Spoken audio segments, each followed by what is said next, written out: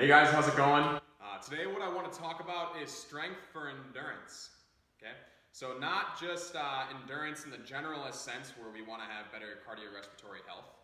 Everybody wants that.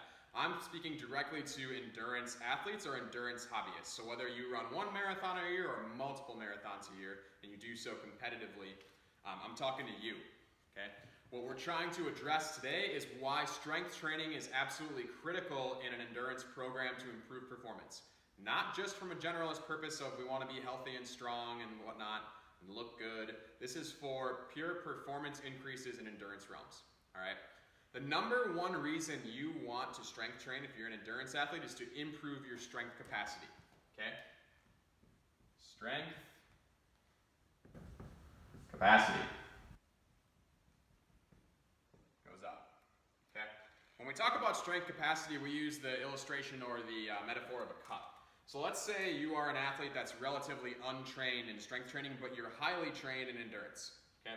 Your cup is relatively small, but you are very efficient at using the water that's in your cup. All right?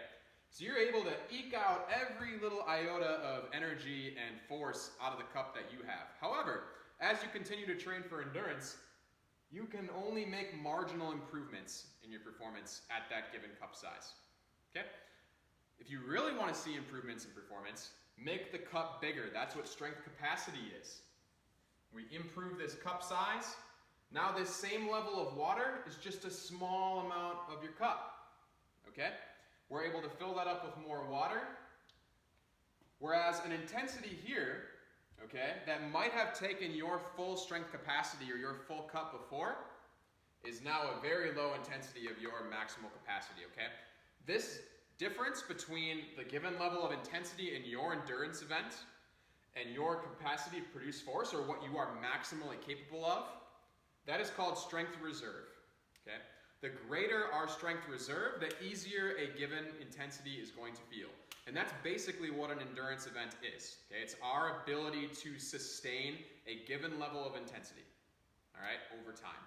Hopefully that makes sense. I don't think anybody would argue with that. So, improving strength capacity, making the cup bigger by getting stronger, allows you to improve your endurance performance at a given level of intensity without seeing any adaptations in cardiovascular or respiratory systems. Okay? Just by getting stronger, each stride that you take in your run, each stroke that you take in the pool, each stroke on the erg, is going to seem easier if you are stronger. Okay? Hopefully that makes sense intuitively. All right?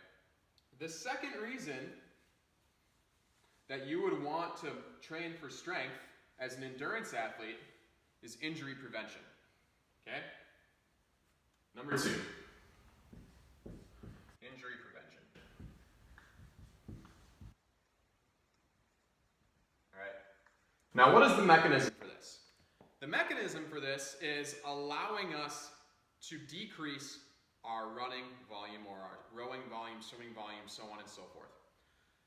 Now, this is a generalization, but I think most of us would agree that anytime we do a physical movement repetitively, there's a risk for injury. Okay? Anything we do repetitively, there's injury risk. If you're a baseball player and you only swing right-handed, you have injury risk in the left hip. Okay, that's a lot of torque in the left hip. If you are a baseball pitcher, just using baseball as an example, and you only obviously pitch with your right arm, there is injury risk in the right arm. Okay? So anything we do, even sports that we see uniform volume across body parts like running, for example, there's still a great injury risk there. I pick on running, for example, because it always comes to mind shin splints, ankle tightness, knee injuries, IT band issues, so on and so forth. These chronic injuries exist. And yes, proper running economy and proper rehabilitation methods, active recovery can help with these things, but nothing will help the way you feel during a run like reducing your running volume. I don't think anybody can argue with that either. Now, so this isn't just as simple as let's add strength training on top of what we're already doing for our endurance. It's not how it should work. Instead, we should work with a coach, first of all. Don't just necessarily just go gung-ho and do this on your own. But generally speaking, it's okay to supplement strength training and reduce some of your running volume.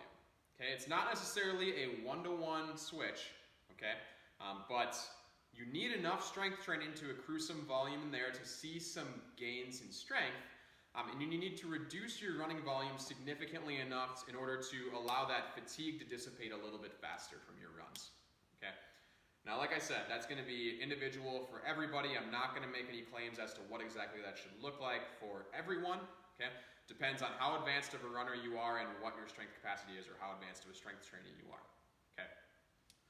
But it goes without saying that, just to wrap that up, put a bow on it, if you reduce your volume in your endurance event, okay, you are going to reduce the risk factor for injury or chronic injury that you would see in those events. Okay. Now we supplement with strength training, get a little bit more of a generalist improvement in strength capacity like we were talking about before.